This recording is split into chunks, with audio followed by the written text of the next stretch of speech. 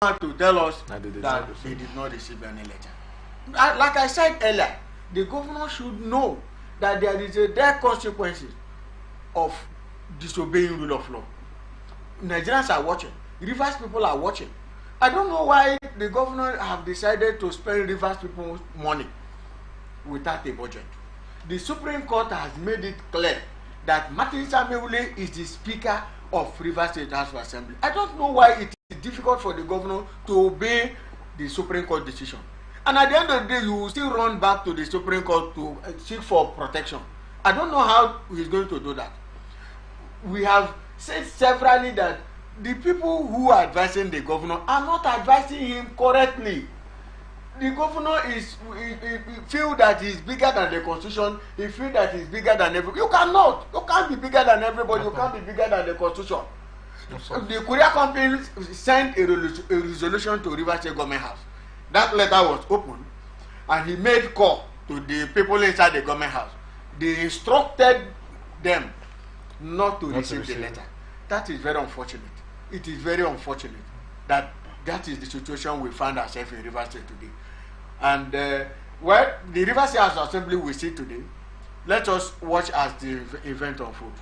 I think for me, it's more concerning would be the miscommunication.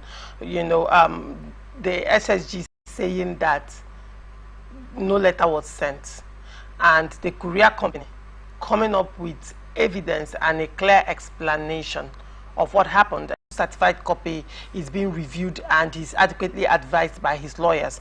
And then, in the same breath,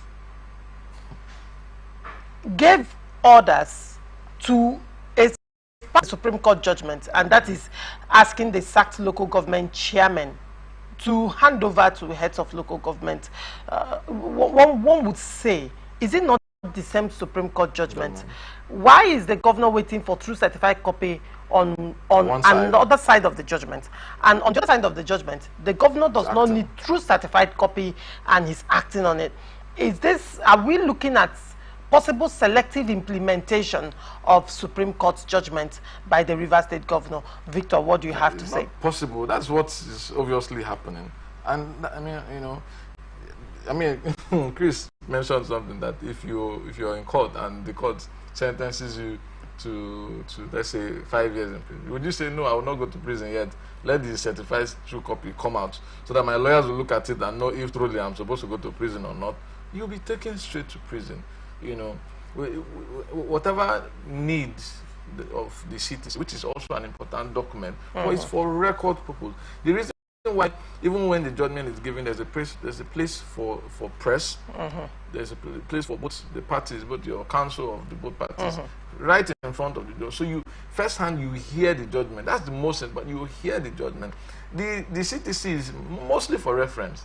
It's mostly for reference. It's not for implication of the judgment. It's mostly for reference. And of course, if you want to go anyway, you can always reference to that judgment. It's not a judgment that you will appeal, because you cannot appeal the Supreme Court judgment. So it's not like you're waiting to see the CTC, so you can appeal the judgment. If he's saying his lawyers have said that whatever he said is not true, then we know that it is the lawyers that are misleading him.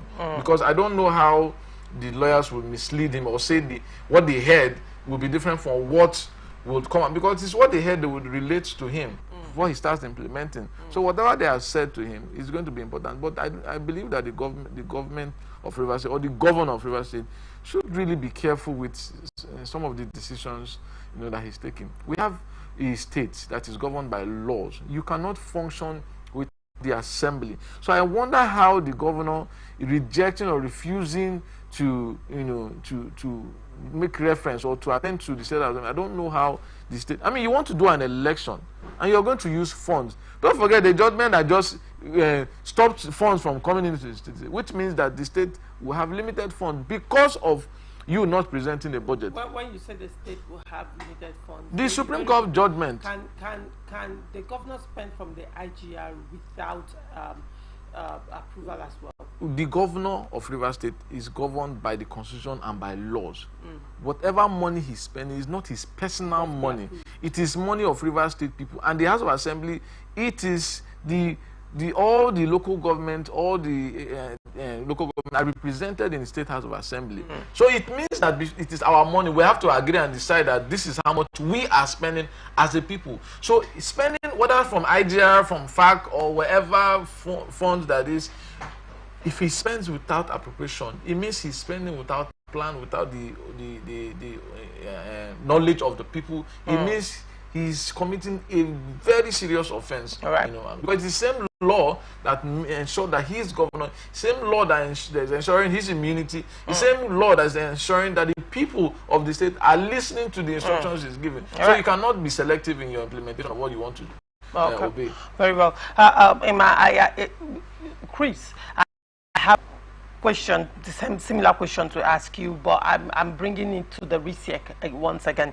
Now, with the governor not presenting this budget, how is RISEC, apparently from the body language of the governor, the budget is not going to be presented now, or probably, I don't know, probably there'll be a change of heart, but pending when that is done, Rivers State does not have an appropriation bill, and RISEC is going to hold a meeting by 2 p.m. today to release timetable for elections with what budget. And then that still brings me to another conundrum. RISEC chairman Justice Adolphus Enebeli retired. His tenure, has it not elapsed? Are you aware if his tenure is elapsed or not? He was appointed as a chairman. But the truth is this: the Supreme Court has made it clear that you cannot spend money as a government without appropriation, whether it's IGR or allocation from the federal government. So I don't know that sometimes when people do things in this country, you begin to wonder how they kind of. My point is, Justice Enebeli is a retired justice who is supposed to be guided by law. He knows that you cannot spend money without appropriation. And calling stakeholders meeting to say you want to conduct another local government election, from which budget? How are you going to source fund for the local government election? Because I know that RISEC is not allowed to source for fund. Yeah. It is the state government that is going to fund that election. So how do you, I don't know, how do they intend to fund the local government election? Or is it the same thing I'm thinking, that the governor has decided to disregard the Supreme Court judgment and want to go ahead to start doing whatever he feels is right? Like he said, it's a selective implementation of the Supreme Court judgment. Why did the governor waited for the CTC to say the local government, before the former, I don't want to, the illegally remove council chairman vacate office, be vacated immediately? The governor didn't wait for the CTC. So why is he saying he want to wait for CTC before he will implement the other part of the judgment? So it's unfortunate that RISEC is assembling people for stakeholders meeting to spend Rivers money again without budget. Well, like I said, I think the Rivers State government is expected to meet, Rivers State House Assembly is expected to meet today. All this will be addressed by the House.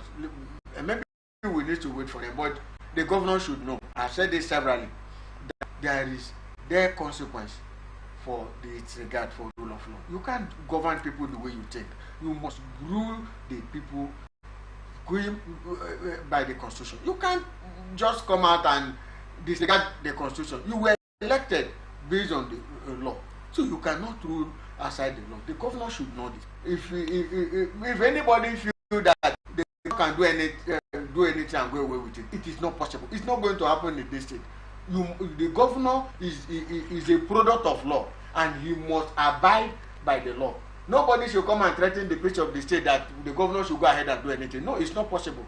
The law is there. You must follow the rule of law. That's the point. All right. As we round up this show, do you see? It appears that the Supreme Court judgment, whilst it has brought sanity to some of the political crisis in Rivers State, or ordinarily should have brought peace to reverse the political crisis.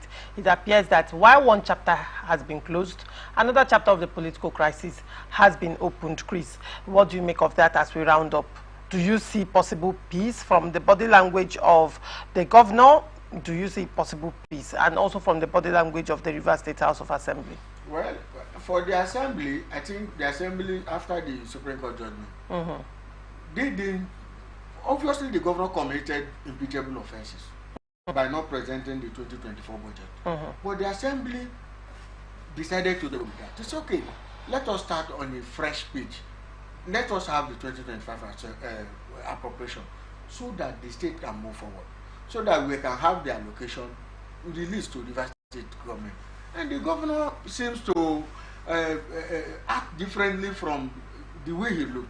The governor seems not to be ready to make peace in the way I've seen it. Why will Rivers say they want to go on with the election when Rivers State House Assembly have not resolved issues around the budget? Now the governor has also denied that he did not receive the resolution by Rivers State House Assembly. But the Assembly, the federal, the company, like what we have seen, has proven that that resolution was actually sent to government house. But I think all this, it is the ordinary people in the state that will suffer. We cannot make any headway. There won't be any development when there is crisis. The governor should know that he had the mandate of Rivers people. All right. The peace of this state should be his paramount interest, irrespective of whoever that is telling anything. His ego should not allow him to crash development in the state. All right. The governor should consider peace is important. All right. All right. Very well. Victor, as we round up, your final thoughts. No, I'll throw the line of what he said. The governor, you know, he's the one responsible for majority of the decisions that will determine how far or how well the state goes. I'd really advise that he takes a second look at the decisions he takes before he takes them, and of course evaluates his decisions after taking them, because that's the only way we're going to move forward. Otherwise, I think the House of Assembly also needs to keep checkmating the government, the governor, so that whatever the law says about disobedience of the law should take in place. That's what I do advise. Both the governor and the state, they should function and do their responsibilities, and whoever is found culpable should, of course, face the law. All right, very well. Thank you so much, Victor Eniche, for coming on Open Conversation. It's a pleasure having you. And thank you so much, Chris. It's also a pleasure having you today. And this is where we wrap it up on this episode of Open Conversation. Thank you so much, our viewers, for always staying connected to us. We are open for advert placements, bookings, and commercials. You can connect with us on all our ATN socials, Facebook and YouTube, Atlantic Television Network, Instagram and TikTok, Atlantic TV Network 1. And on Twitter, Atlantic TV Net. Watch us live on our website, www.atlanticnetwork.tv. Do not forget, peace and unity are the pathways to progress. Thank you for watching. I am Laurentia Ugu. Transition News comes up next. Do not go away.